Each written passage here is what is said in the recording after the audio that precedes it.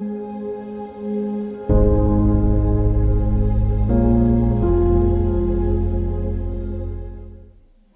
morning, everyone. Good morning. Good morning, everyone. Good morning. Good morning, everyone. Good morning. Ah, much better. Thank you. Good morning for those watching us through the internet. It's a pleasure to have all of you guys here with us. Today we're going to have the lecture with Marco Diniz about the book The Messengers with the title of Profound Warnings. But before that, let's have our initial prayer and reading with Juliana.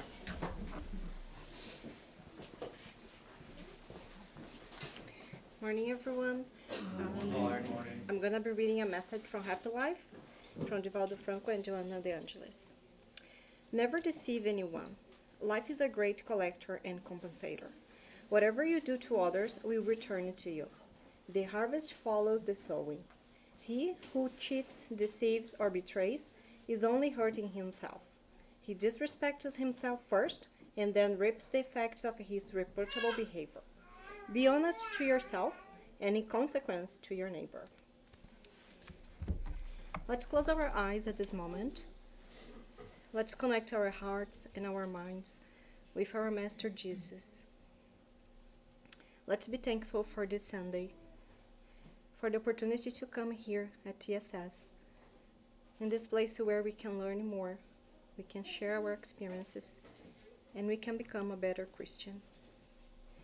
We thank you, Father, for allowing us to grow together, to develop ourselves, and we ask you at this moment to bless our brother, Marco Diniz, in the lecture that he's about to give, so we can all learn and improve on our inner transformation. Be with us, and so be it.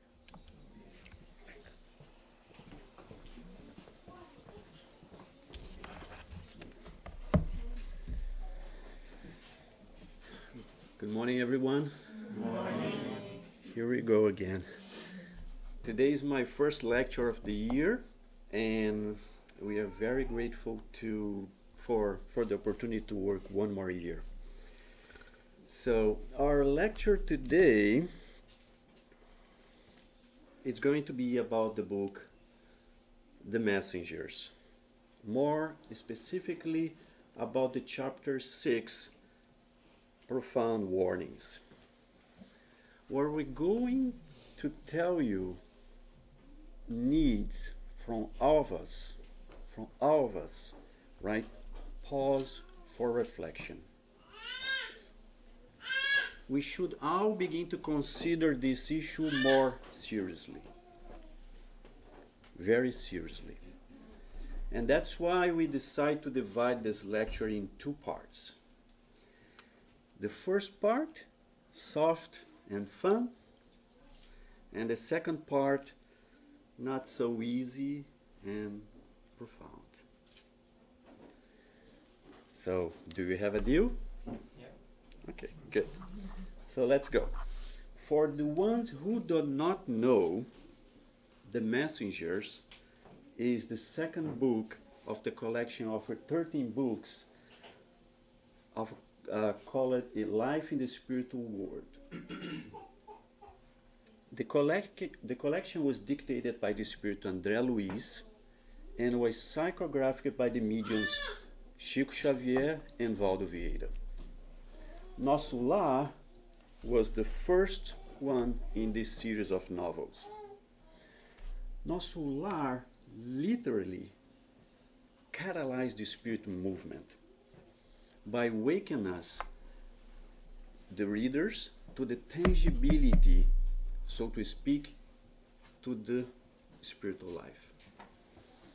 And also the interaction between the spirit and the material world. We could say that Spiritism, as we know today, is not the same without the gifts presented by André Luiz. Let me tell you something very quickly, some information about Chico, and you're going to understand why at the end of the lecture, or the second part of the lecture, why I'm forced to do that. The medium Francisco Cândido Xavier despite of his limited education, he's one of the greatest Brazilian writers of history. Chico psychographed 427 books before his discarnation. But today, we have more than 500 books published and more than 50 million copies sold worldwide. Chico always donate the copyright of all his books to charities. And he also psychographed about 10,000 letters. Have never, ever changed a single penny to the recipient. She could never admit being the author of any of the books. He affirmed he only reproduced whatever the Spiritists dictate to him. That was the reason that he never accepted money generated from books. It was Emmanuel, Chico's spiritual mentor, that introduced André Luiz to him in 1943. He told Chico that a new friend was going to work together with him, with Emmanuel, in a series of books. And in the preface of Nosso Lar, dated October 1943, Emmanuel writes something very interesting. He talks about the new friend, but he gave us a warning. He said, don't try to figure it out who André Luiz was in his last incarnation. He said that because he knew it we were going to try. He knew it, right? So today you hear names like, okay, André Luiz was Carlos Chagas, or André Luiz was Oswaldo Cruz, or Faustino Esposel. But you know what? That is not important at all. Not important. And Emmanuel explained that André Luiz, in his previous life, was not important as he would be in the work that he's going to embark with Chico. So knowing that, it's very easy to understand why André Luiz told Chico that he's going to use a fake name, because his real name in the past life, in his previous life, was not André Luiz. So, and he also said that that was to not create problems to Chico. Of course, Chico didn't understand, but later he would understand better that decision. And then Chico asked, okay, so if you're not going to use your real name, so what name are you going to use in the books, right? You need to put some names in the books. And he looked at the Chico's brother that was sleeping in the next bed, and his name was André Luiz. And he said, okay, we're going to use his name. That is where the name André Luiz comes from. So in 1938, Chico psychographed the book Brazil, Heart of the World and Home of the Gospel, dictated by the Espírito Humberto de Campos. Humberto de Campos was a famous Brazilian journalist, politician, writer, and after several years of illness, he dies in 1934 at the age of 48. In 1944, a lawsuit was filed against Chico and the Brazilian Spiritist Federation from the widow of Humberto de Campos. She was claiming the lack of payments for book copyrights. So also everything about money, right? So on the case, right, in the judgment, right, the legitimacy of the writer, the Humberto de Campos, was proven along the trial. So who dictated that out the book to Chico was really Humberto de Campos. This was proven in the case. But the judge decided that Chico and the Brazilian Spirit Federation were not guilty. And he states that The book copyrights refer to books recognized while the author was alive. Right? So, and from that moment on, the Espírito Humberto de Campos changed and started using a fake name like we know today, Brother X or Irmão X. Of course, to avoid future problems. And in that moment, Chico understood why André Luiz and Emmanuel said that André Luiz is going to use a fake name. So just to avoid problems in the future. So back to the Life in the Spirit World collection. Nosso Lar sold more than 2 million copies. 2 million copies. And became a movie in 2010. Directed by Wagner de Assis. The movie was shot in locations in Rio de Janeiro and Brasília, in Brazil, during the months of July, August, and September 2009. We have here a short video with a very interesting fact that I want to show you.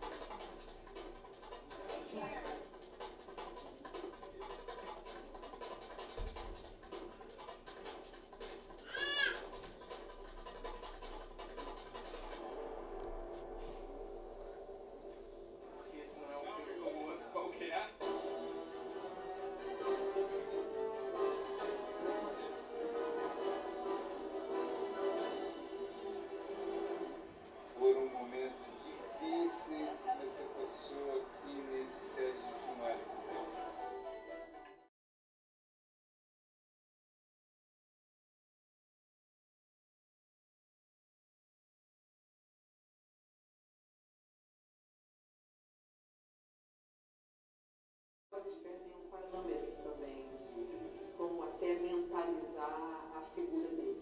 Até chegar esse resultado aqui, a gente ficou juntos várias vezes, depois do dia que ficamos 7 horas fora da cadeira. Deixa eu ver, André.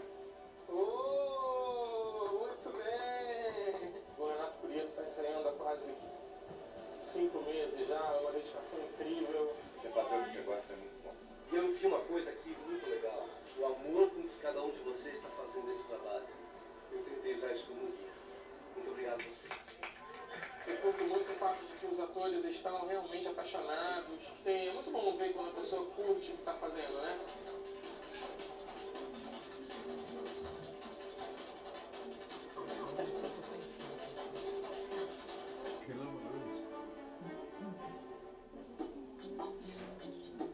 Estamos em Toronto, após uma sessão de pós-produção da Intelligent Pictures. Tem muita gente trabalhando. A cada cena que a gente viu na cidade, nosso lar, todos os conceitos crescendo. Ainda tem alguns ajustes para serem feitos, mas no fundo a gente sempre confiou. E essa confiança levou a gente à frente.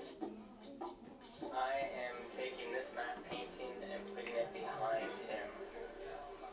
And then we're going to put movement in the clouds, and we're going to add more birds, and add smoke drifting through the whole thing.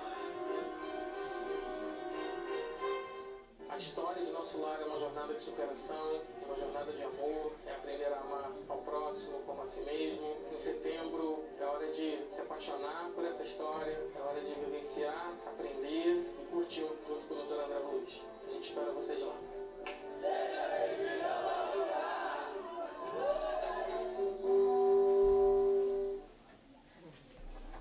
Yeah, you guys were here right.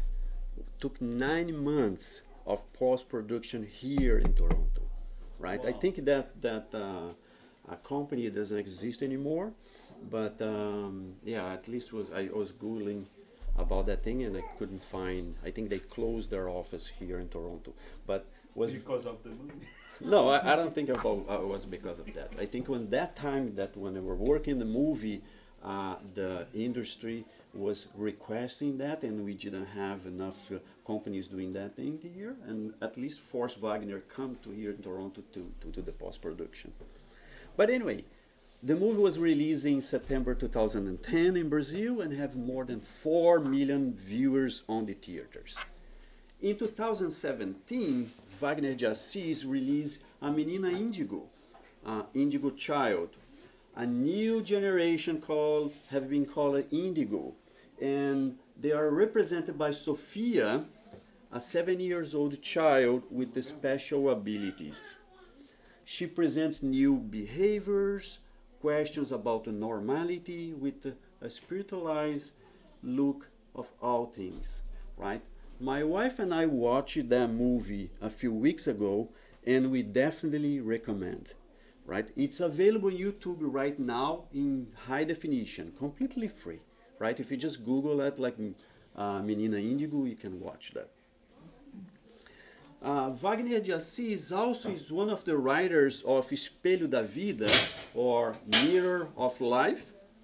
It's a Brazilian telenovela produced and broadcast by Rede Globo. It's in air right now, and is set in both the present time and the 1930s.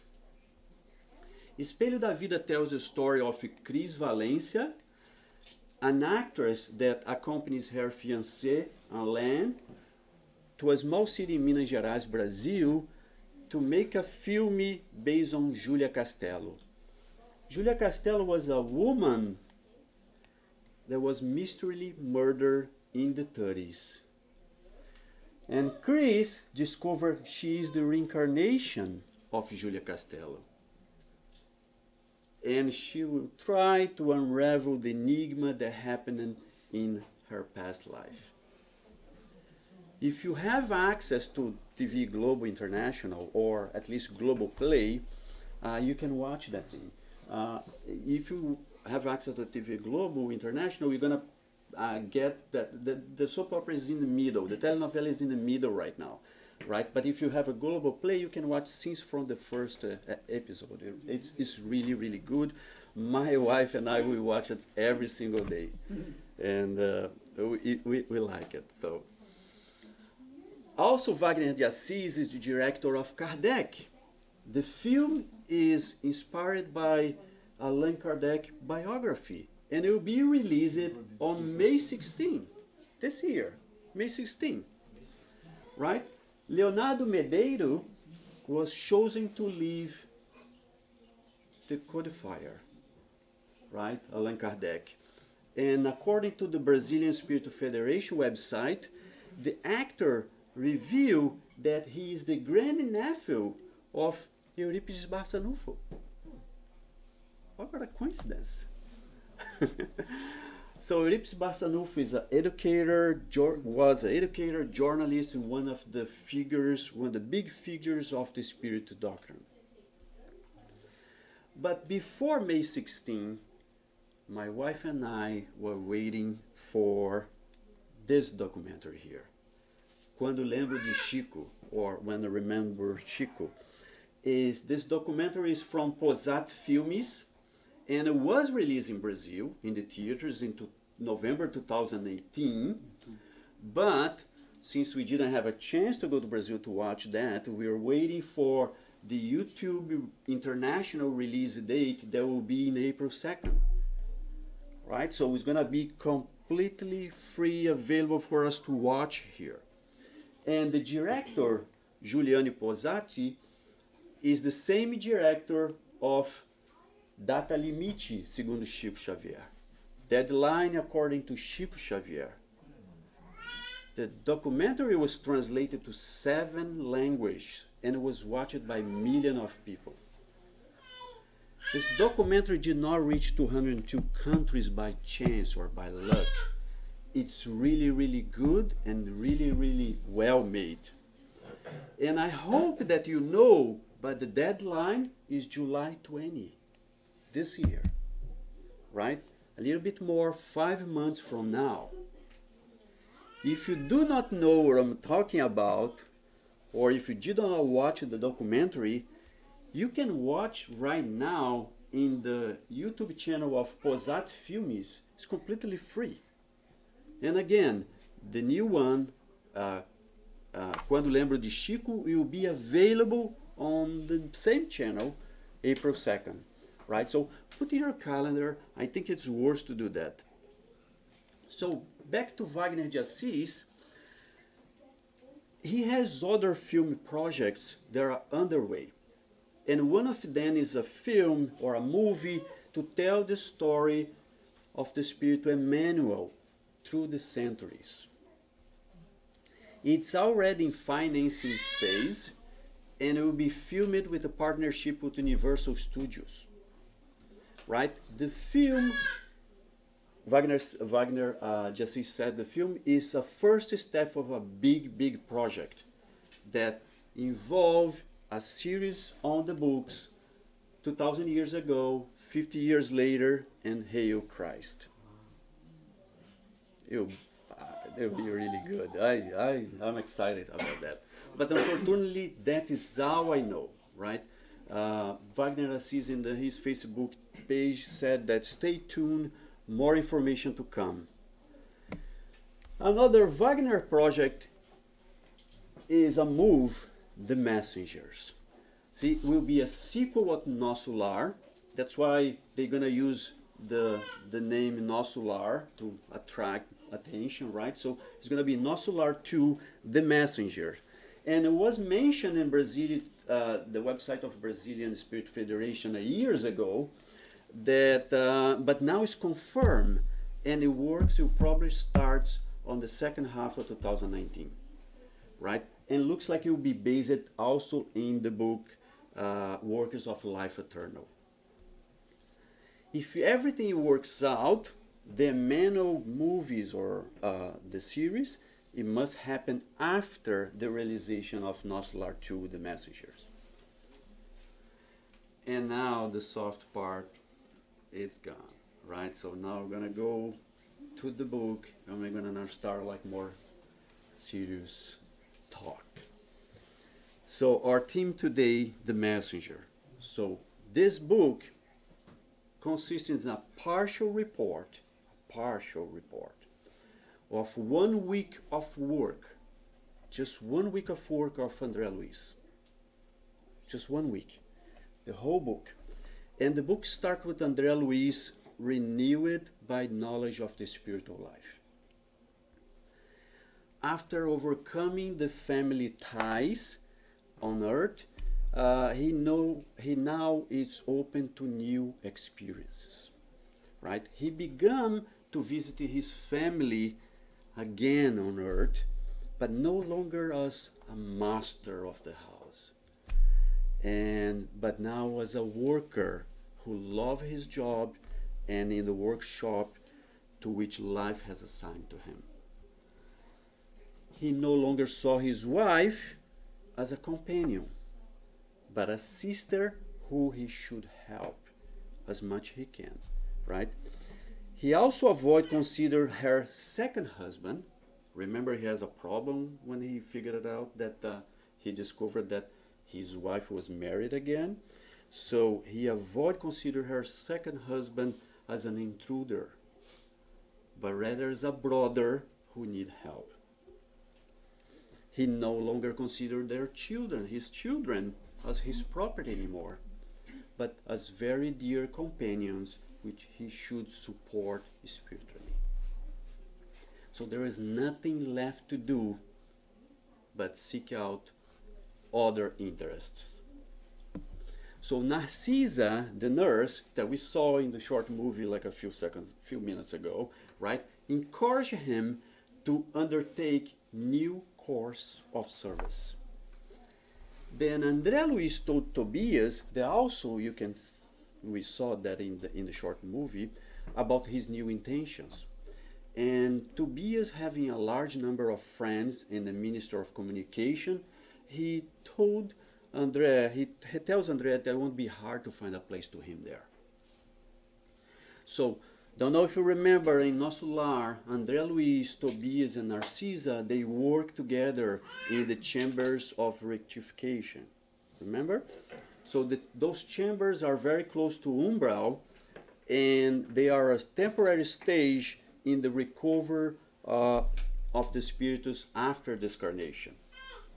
So Tobias get authorization with Minister Genésio to André be released and be linked to another ministry, because André Luiz was linked to the Ministry of Regeneration. So one night, Tobias and André Luiz went to Aniceto's house. Aniceto and Tobias, they worked together in the Ministry of Regeneration some time ago. But now Aniceto is the instructor of the communication, the Minister of Communication. Aniceto's job is to prepare active workers to provide emergency aid down here on earth. At the exact moment, he has 3 openings in the group of 50 trainees, 50 trainees. Of course, André offers himself to be part of the program, and Aniceto accepts, telling him to start early tomorrow morning on the Messenger Center. So on the next day, André headed to the Messenger Center in the Ministry of Communication, guided by his friend Tobias. And when he got there, he was fascinated when looking the group of buildings that comprise the complex. For curiosity, and we know André Luiz is very curious, right? So he always keep asking questions. He asked Tobias if the huge organization was just about to transmit messages. And Tobias explained that the center has the mission to prepare spirits for the purpose in transforming them in living letters. So transforming spiritus to living letters. Living letters of rescue and aid to other spirits in umbral and here on earth too, in the earth's surface. So mediums and others who will be involved in giving spiritual comfort are training there. This has happened before reincarnation. Before. So based on that explanation, André Luiz thought, oh my God, their work should have made a lot of progress, a lot of enlightenment in the world by now. Unfortunately, Tobias said, not really, André. The preparation itself does not mean they will be successful. Thousands of qualified messengers leave the center all the time. But the ones who actually succeed are quite rare indeed. Some manage to accomplish their task partially, but the majority fail completely.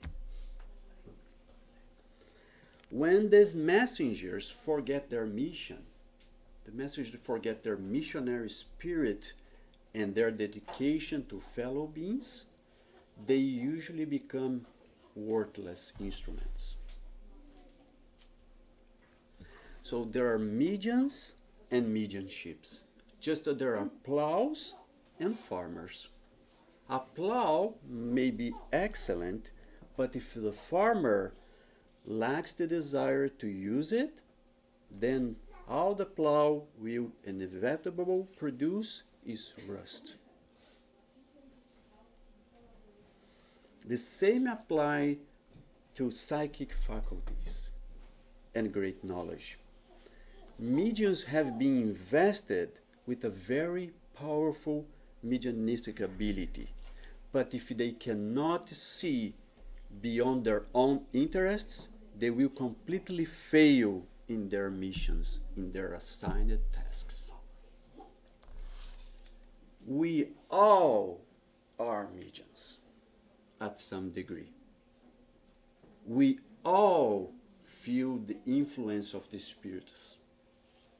We all can hear our guardian angels inside our heads.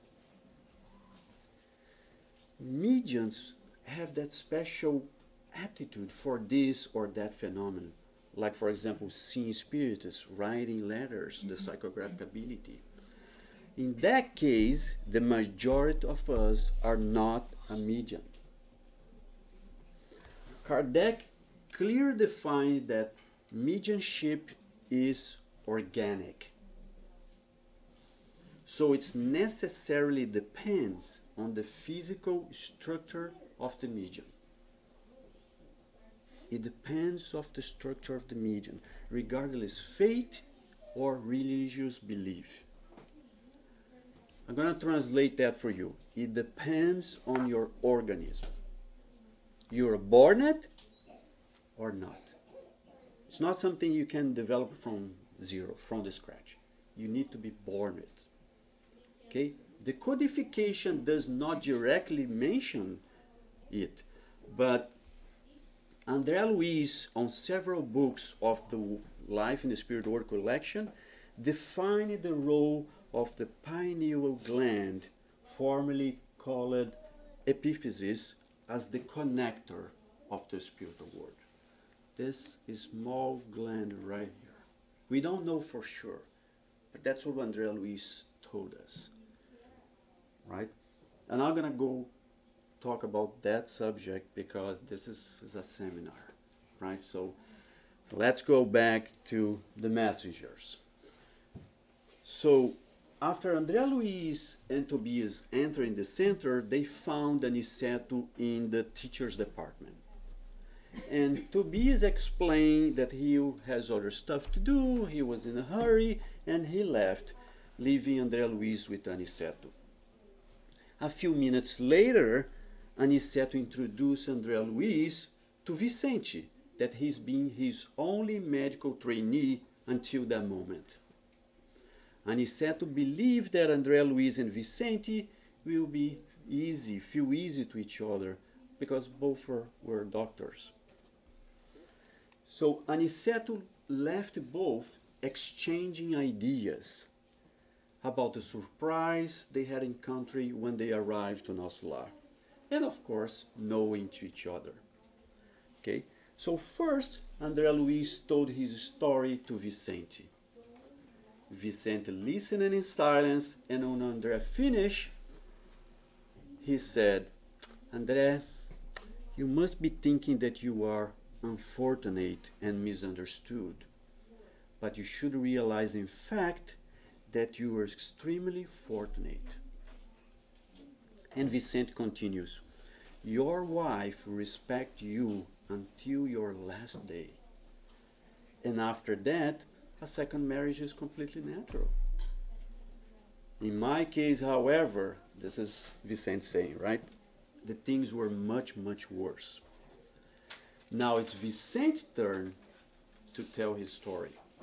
So right after he gets his medical diploma at the age of 25, he got married and had 2 children.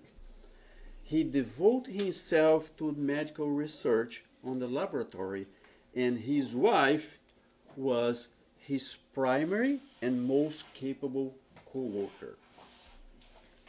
After 10 years of happy marriage, his unmarried brother decided to settle close by and took part in the evenings at his house. You can see what's going to happen, right? From that time on, he noticed that his wife started changing little by little, and she demanded that he, Vicente, hire an assistant to replace her at work, claiming that their children needs her attention.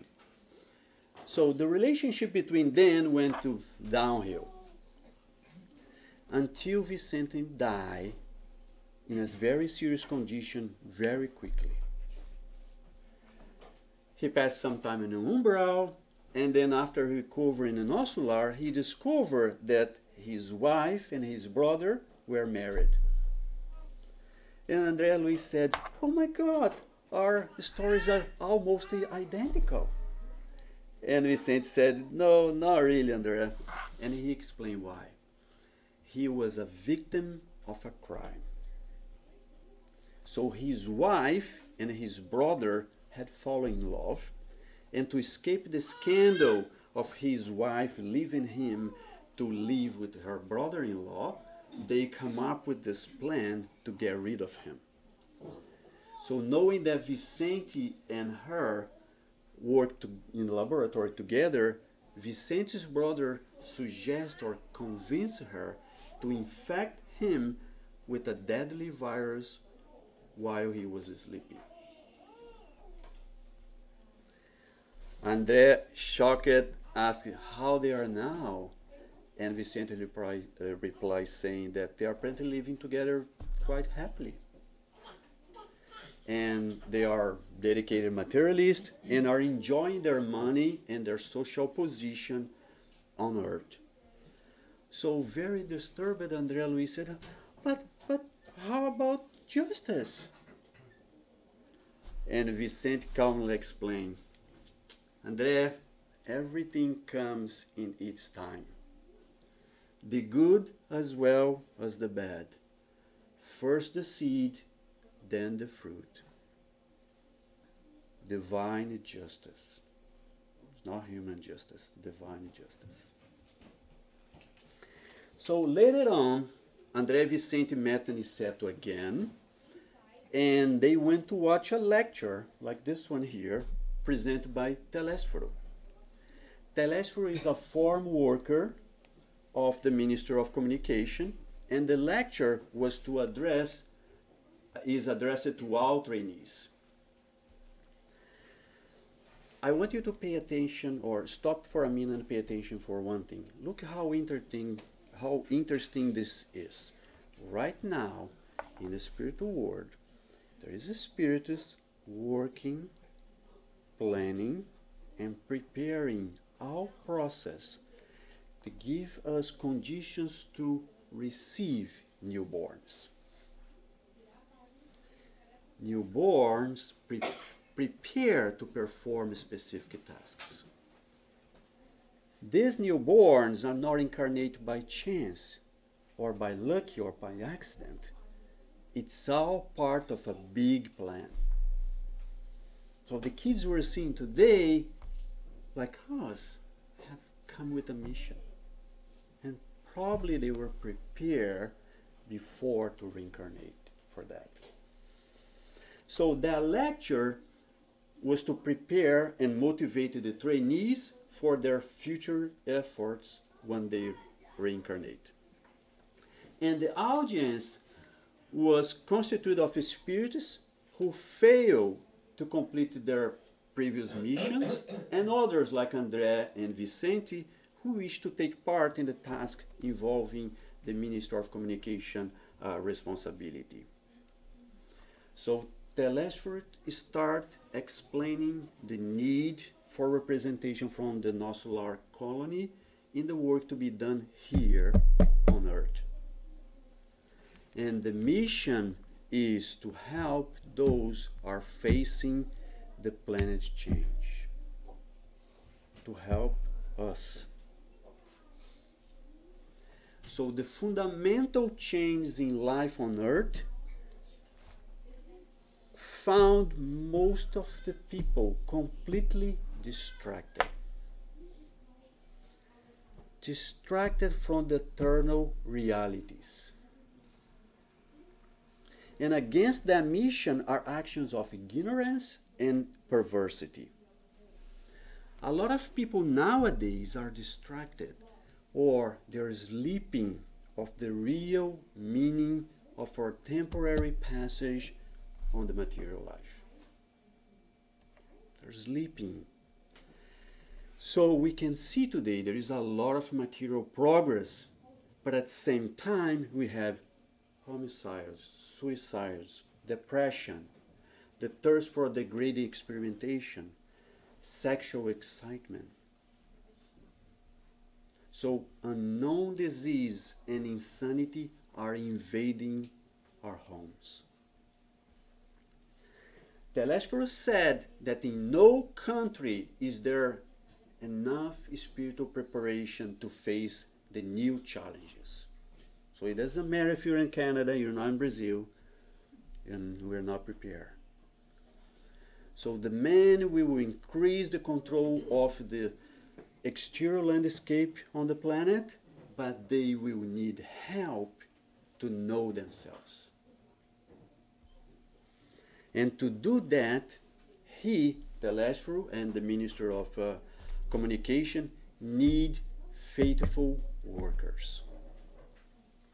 Faithful workers who pay no mind to conditions. It doesn't matter if he's going to born rich or poor, or compensation. And faithful workers who are interested in the sublimity of the sacrifice and self-denial for God, for the Lord.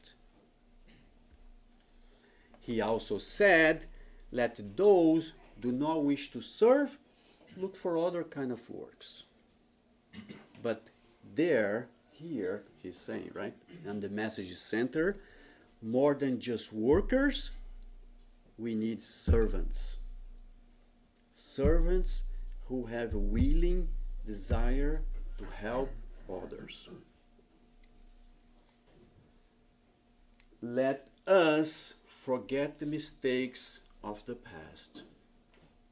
Remind ourselves our fundamental obligations. The general cause of failure in the mediumistic works is the lack of sense of responsibility and remembrance of the duty to be fulfilled. How many of you left the center filled with enthusiasm after having made a lot of promises? Telesforo said. However, we are not able to succeed. Whenever God provides for your physical needs, you succumb to uncontrolled ambition. Faced with the gift of hard work, you choose the easy life instead. In place of a meaningful, committed relationship, you prefer sexual ventures. Within your family circle, you turn in domestic tyranny. And upon interest of the life eternal, you superpose the ignoble suggestions of laziness and vanity. You become involved in countless useless activities. As a mediums, many of you prefer remain unaware of your faculty. As instructors, you formulate concepts for others, but you never practice them yourself. But why? Why is that? It is because we have forgotten that Spiritism is a divine revelation aimed to the fundamental renewal of the human beings. This is the key word, renewal. We haven't yet considered how crucial it is to build the kingdom of God within us, inside of us. It's crucial. Right? My friend Max de Clay always say that, and I never forgot that we are not here in vacation. Right? We're not here in vacation. And Telesforo continues, let us not abandon our duties in the middle of the task. Let us go back in the field to correct what we have planted. Let us not forget Jesus. Let us to be convinced that every departure from the lower planes must be an ascent towards higher realms. no one should expect ascend spiritually without effort, sweat, and tears, especially tears. Then Telephorus ended his lecture while a lot of members in the audience were crying silently. And I'm going to finish mine telling you that on the next chapters of the book, there are examples of the spiritists who fail completely their missions. Each one of them, which chapter, tell us what was their mission, their task, the preparation they did before reincarnation, and why they failed. Just some quick examples. Otávio's downfall, for example, was sex. He prepared himself for 30 years to return to Earth to work as a medium, but when he incarnated, he refused to trust his spiritual guides. And thinking that he was having hallucinations, a doctor told him that what he needed was sex. So he threw completely his incarnation away, right? Acelino, his issue was money. He also returned to Earth to work as a medium. He did not wait for the financial resource that God was going to send him. He did not wait. He didn't want to wait, right?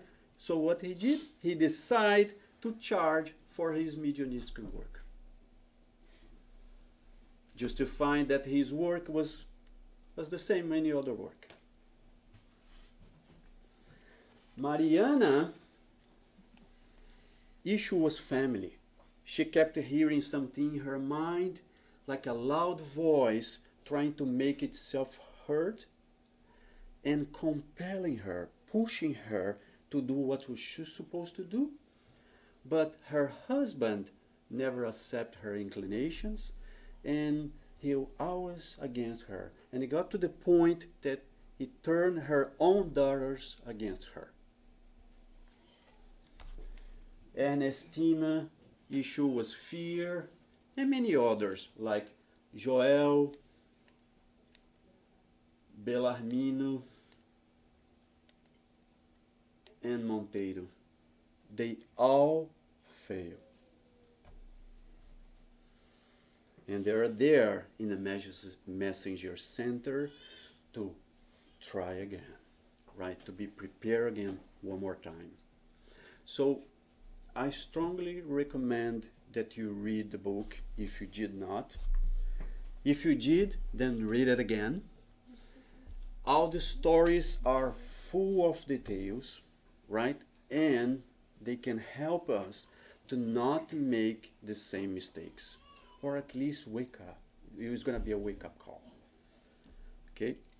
So, wrapping up, the reason they fail, the reason we fail, it's simple, very simple. We all still linked to a long story of wrongdoings. Wrongdoings that had the form or personalities. Believe me, today you are the best version of yourself. Best version. Thank God we forgot our past lives. Right? There's a lot of people who are curious to know, I was a king in my past. You are the best version of you today. Unfortunately, in each new life, we believe much more in the bad tendencies of our past than in the divine potential of the present, a fact which always have negative implications in the future. We stick to evil and we forgot the good. Sometimes foolishly interpreting our difficulties, our problems, our issues as forms of punishment from God. But for those of us who have eyes to see,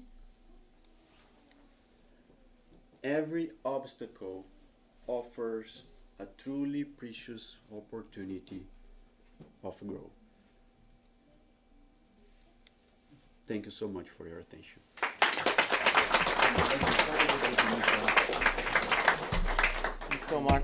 Thanks so much, Mark. We do have time for a few questions or comments. If anyone have any comment or question? Do we have half an hour at least? No, we just have 10 minutes. Any question? No. It's not that easy. Not that easy. I like that you mentioned about the mediums, and we have members of TSS mediumship groups here. It's good to remember that it's not only the ostensive mediums, right? But all the team, all the mediums are part of the mediumship meeting as well, because the meeting doesn't happen without an ostensive medium, but it also doesn't happen without those in the support, those are facilitating and helping the meeting to happen. I do have a question. Marco, are you saying that every single one of us has actually some planning for our incarnation? Yes. Could be the ones huddling around those guys over there? Is that how it works? And let me repeat the question, just to make sure that people in the internet can hear it. So the question was if every single one here has a plan, was prepared, could be in a situation like that. Yeah, we all have a plan before our reincarnation. In that specific case of the messaging centers, are people that are engaged to come with a special mission, like to be a medium to comfort, like the example of Chico, right? So he came here to comfort everybody. He was not thinking any moment about himself until his last day here on earth. He lived almost in poverty, right? And that is the plan of the message. But even the ones that incarnate on earth, they do have a plan. The problem is we have also free will, right? And because those inclinations that I was talking about, we have a tendency to make a bad choice or make the same mistakes we did in the past, or getting detours or leave exactly the big plan. Yeah, and when we think a mission, it doesn't need to be a mission like Chico Xavier mission, yes. right? Yes. Or Mother Teresa, Every single person has a reason to be here. We have a reason to be incarnated. We have a reason to be in the family that we are, in the work that we're doing, in the community that we are, the country that we move into, right? So there is a reason for all of that. It's up to us to decide. I think everybody thinks about, okay, what am I doing here, right? So what's my mission? Why am I here? I think this is something that always perturbs me all the time. And you always think about this, I need to do something big. I need to change the world or change my country or my city, whatever. But no, I think the big mission is change yourself.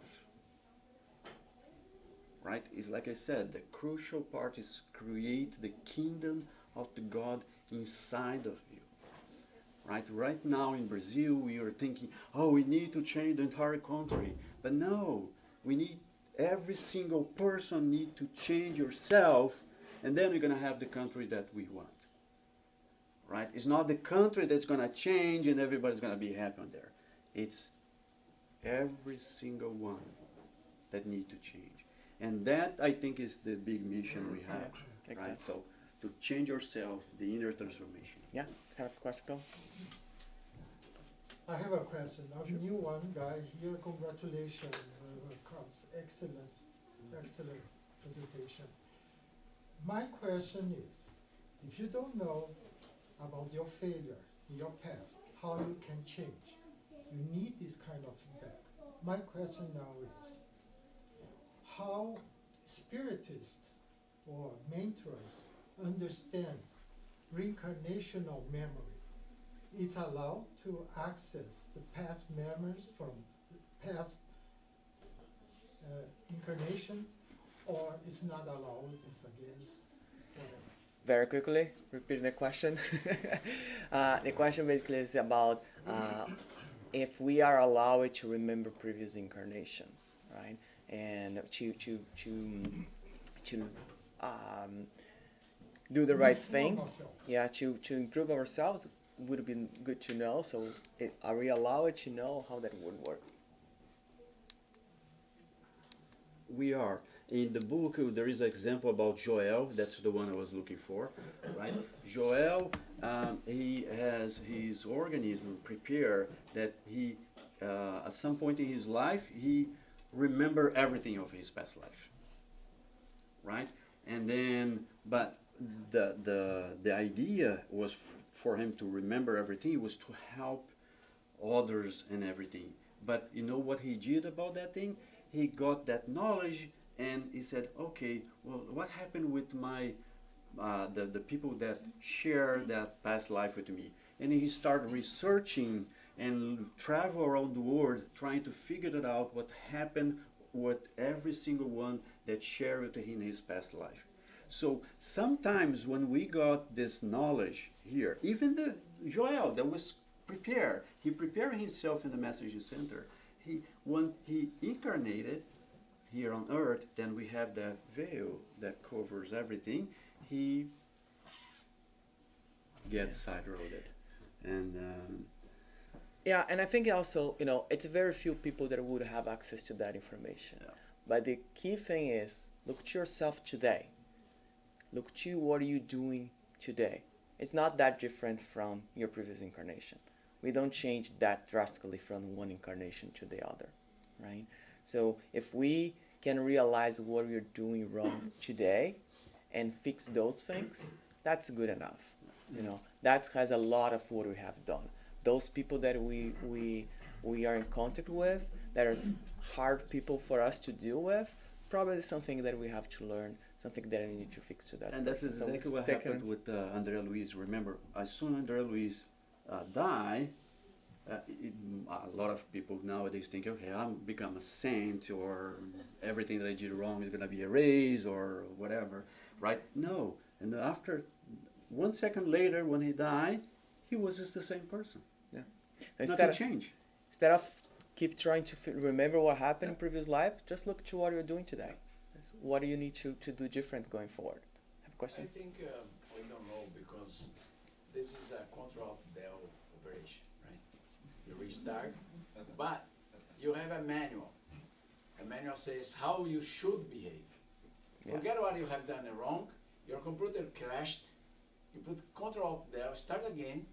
Doesn't matter what crashed, but now you have a manual saying you should, for instance, Be good. let's say there is a manual written on the gospel, and there are, even if you take a few lessons from the gospel, that would mostly be enough for guidance for yourself, such as without charity there is no Salvation. no sorry Salvation. no salvation, and a few others about egoism and selfishness, and so it really doesn't matter what happened in the past, because you have a chance of restarting, trying to follow the instructions on the manual, let's say, right? However, what I think is difficult in this, in regards to what happens with these guys, with everyone that has a mission here and forget about the mission. I feel like someone wrote down what you have to do and then throw away the notebook and said, now you have to do whatever is in that book that I threw away, because I can't remember what lessons I received when I was in the Spirit Awards sometime before I was born. So someone told me what to do, and then throw away the book and say, now you have to do that. But how I do that if I don't know what was written in the book? They throw away the notebook. Yeah, but the part that you were forgetting is this. Yes, you forget, but there is a lot of spiritual mentors and guides that try to guide you, right? So, and all the time you have signs. You're not gonna hear a voice saying, "Oh, Marco, do this." No, but you have this intuition saying you should do that thing. For example, I was in the train last Friday, right? I sit in my seat. I look for my cell phone. Where's my cell phone? Oh, probably I forgot in the car. Maybe when I left the car, the cell phone fall on the floor. So something in my head said, leave the train, go back. And I had 1 second thinking about, okay, I have to leave the train, I'm gonna get late to work, and maybe the phone is inside of my car. Laziness, right? And I said, no. I left in the, what's the second station after Oakville is, Well, okay, whatever. The second station. no, before Port Credit. Huh? Clarkson. I left on Clarkson, took the train back to Oakville, went to my car, and was there in the floor. So I grabbed the phone, and I spent 45 minutes. 45 minutes I wasted on this mistake. But, well, who knows what could happen to me, right? Maybe that train is going to have an accident, and that voice was telling me, leave. I'm going to save you. And I was going to say, no, I'm not going to do that. Or I didn't hear any tragic news about the train, so maybe something was going to happen to me on that train. Only to me, right? Or maybe nothing, right? Maybe it was just to make myself know, you know what? You go in the front of a lot of people and say a lot of things, but put that in practice. Let's see. I'm going to tell you to leave the train. And I left. So we hear those directions, indications. We're not going to remember. You don't need a manual to read. Okay, today, February 10, I need to do that. No. It's like going a test Yeah. at school. You don't have the answers. You know, That's my take. You have the study. Come here. No, actually, we never lose our manual because we have our consciences. Yes. So we can never betray our conscience. Never. It will always come back to haunt us. So we never, ever lose the manual. Yeah, I just want to compliment, right, about forgetfulness of the past, which is a blessing for us. Because if we actually remember our experiences, they are very likely unfortunate experiences, and we would have so much guilt and regret that we wouldn't be able to live this life, right? So we do Control to Del on the computer, but as Marco said, when the computer restarts, the memory is there, right? In a little corner. And the way we can understand who we were in the past, right, is just looking at our tendencies. And if we go to the Spirit's book in the question 919 and 919a, St. Augustine gives us a great tool for analyzing who we truly are. It requires time, right? And Marco mentioned the forgetfulness of the past is a veil. It's not a wall that we don't see on the other side. A veil allows us to see nuances, a silhouette on the other side. So if we really spend time, we will see who we are. And we are usually not going to find a princess or a princess.